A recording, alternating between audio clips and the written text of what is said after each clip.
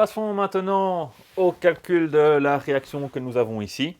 Eh ben, d'un point de vue de... Enfin, vis-à-vis de notre dessin, de la manière dont tout est accroché, cette poulie ne se translate pas ni horizontalement ni verticalement. Elle ne fait que tourner.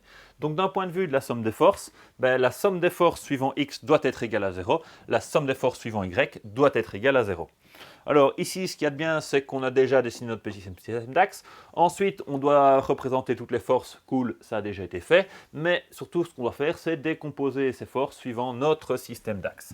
Alors, je vais décomposer R suivant ici ce que je vais appeler R, Y.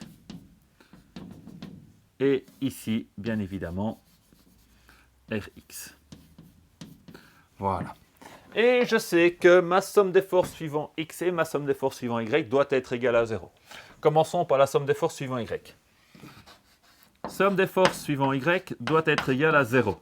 Qu'est-ce qu'on a comme force suivant y? On a le poids en négatif, donc on a moins 12, c'est ça, moins 12 newtons, puisqu'on a 1,2 kg. Qu'est-ce qu'on a d'autre comme force? On a RY qui est positif, suivant Y, plus RY est égal à 0 puisqu'on n'a pas d'autre force. Et donc, on trouve directement que RY est égal à 12 newtons. Ça, c'était pour la somme des forces suivant Y. Allons-y pour somme des forces suivant X. Elle doit aussi être égale à 0. Qu'est-ce qu'on a comme somme des forces suivant X? On a Rx qui est en négatif. Moins Rx que l'on ne connaît pas.